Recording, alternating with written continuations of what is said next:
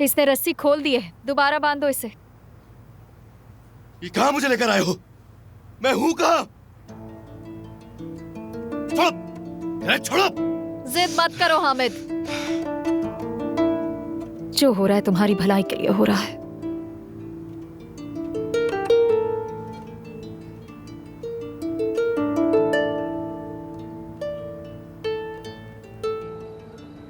मुझे बहुत अफसोस है अदनान।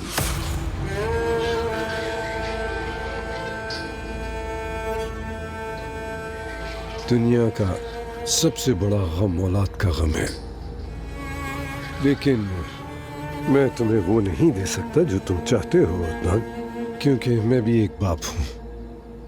अगर मेरी जान चाहो तो ले लो, मगर जुबान नहीं खोलूंगा।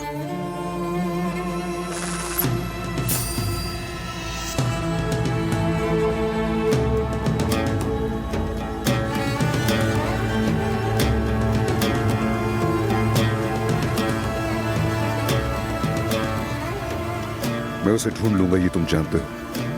हाँ जानता हूं मैं, लेकिन मैं फिर भी कुछ नहीं बताऊंगा।